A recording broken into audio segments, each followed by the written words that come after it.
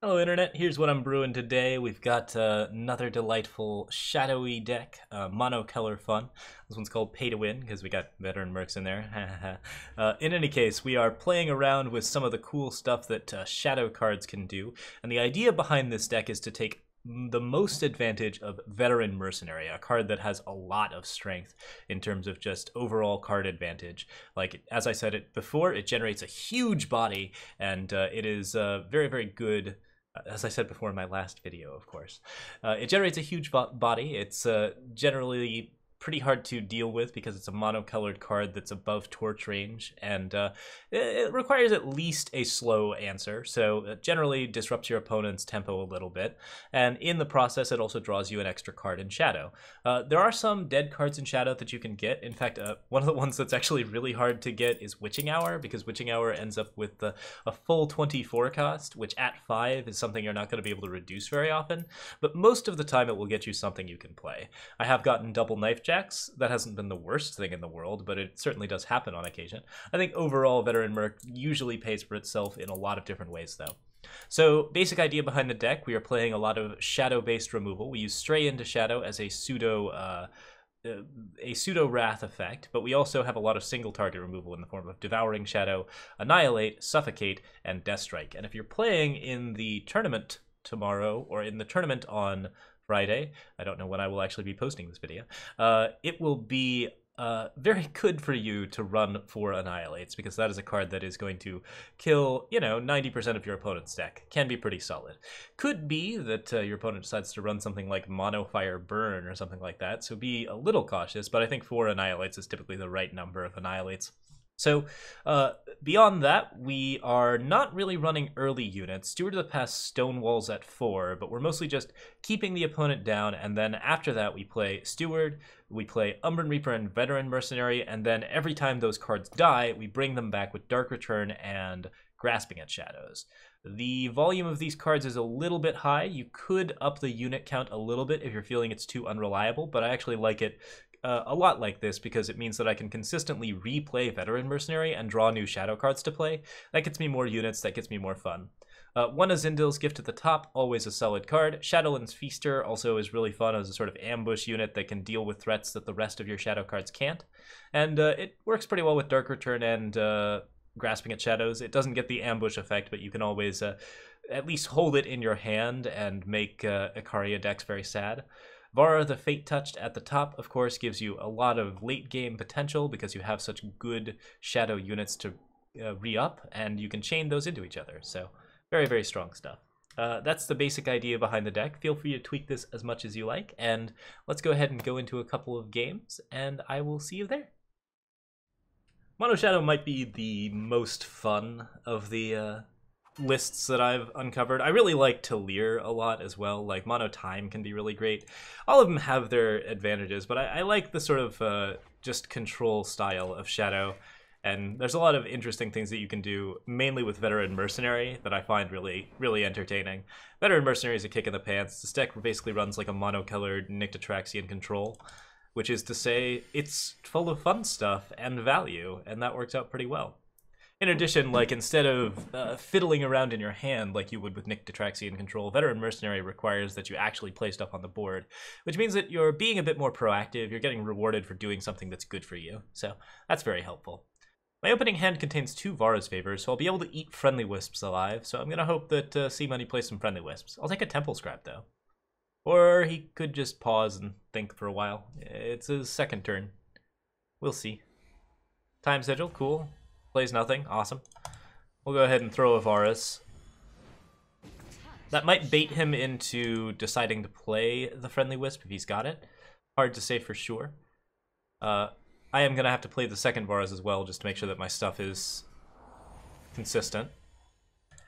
Alright, Devouring Shadow's not going to eat a lot of stuff out of the Mono Time hand, so I'm going to go ahead and use this on the Ageless Mentor. That way I can play Annihilate on the bigger stuff, because as long as we have single target removal for Annihilate, Ageless Mentor is really not that big a deal. I could have Varus favored there just so I could Steward. That actually might have been better, just because Ageless Mentor doesn't present as much of a threat as anything else that he could play.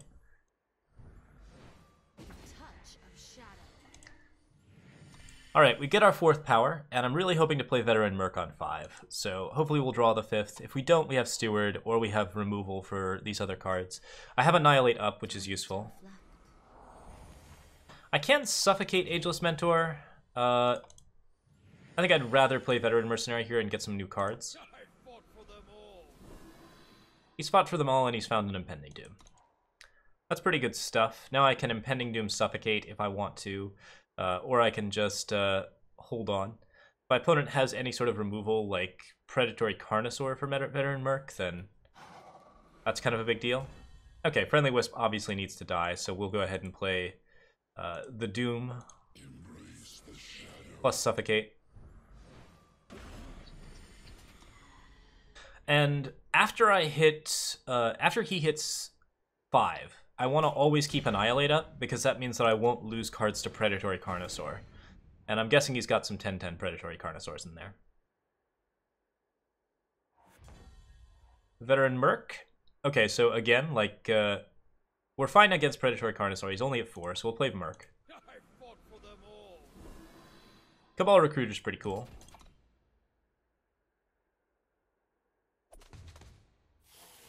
Found a Scorpion Wasp, which isn't my favorite thing to find, but I'm not going to waste an Annihilate on that. It's better to spend the unit on the Wasp than the other thing, and also I don't have the power, but even so, like, I wouldn't have wasted the Annihilate on that. Okay, that's now very suffocatable if I want to. I could Grasping at Shadow's Impending Doom, but, I mean, Veteran Merc's fought for them all. He can probably win this war. Chump blocks. And as you can see, this guy does generate like a real threat on the board. I just like, yeah, I think Veteran Merc is like a really powerful card in monocolored decks. You should be running 3 to 4 of them in most of the monocolored decks you're running. Good game. Unless your deck is like hyper aggro. And even then, he's a fairly aggressive curve topper that actually gets you more cards to play, so can be very solid. Alright, here's another round. We're up against Voignamir. Hey, Boig. I see you're number 6 master. Alright. That's Suffocate Vara's Seek Power. How do I feel about this? I mean, it's got a curve. It's a weird curve, but it's a curve. I'll keep it.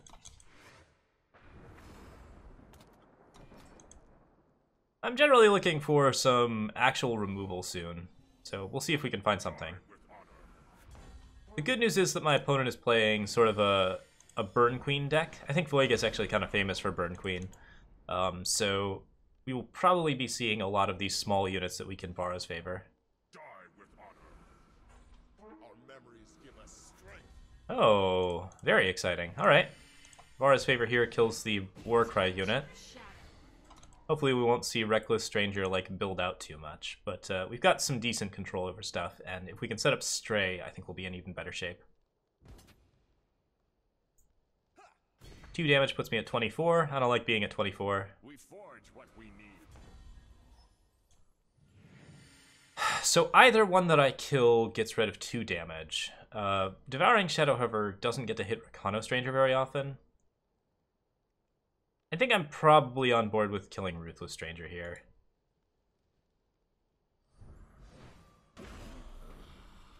Since that relieves 2 damage from the field, and that card's not coming back, so. Who says you can't play with fire? Void playing aggressive strangers with Jito, I'm guessing. Could be all sorts of things. We'll go ahead and play a Steward. I haven't had to play the Vara's favor yet, which is important because he does have 1 health units that I want to kill. But since I have a Vara of my own, I'm going to really want to get to that if I can. Voiga's hit 4 power, so he can't yet throw the card that he really wants to throw, which is Obliterate. I'm guessing he might have it. And I think we should probably deal with these strangers as much as we can. I'm going to Devouring Shadow here. Ferocious Stranger seems like a pretty likely play. At 6 or so? I could take 3 here just to pressure him. That might force him to actually play down some units. And if he's got an Obliterate, then he's going to use it on Steward anyways, so. I don't know, maybe he uses it on Face. Who says you can't play with fire? Okay, found a Caleb's. That's a bit of damage.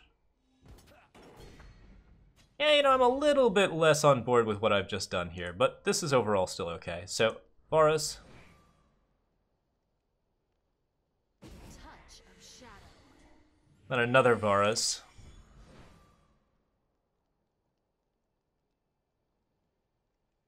Touch of shadow.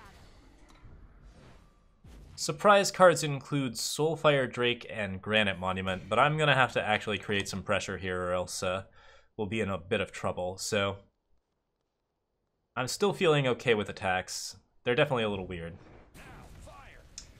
Oh, Obliterate for face, okay. We'll go ahead and Varus here. Touch of shadow. 13 is way better than 12, because triple Obliterate is a problem.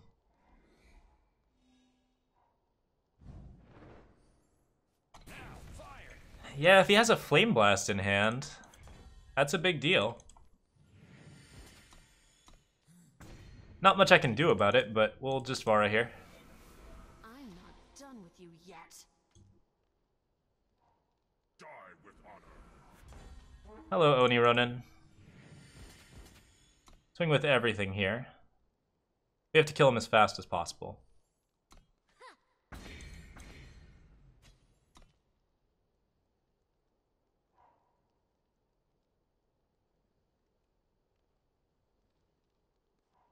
We forge what we need. Rakana Stranger doesn't do it. We Death Strike that. He might have a Flame Blast in hand, but our Vara's Favor would save us.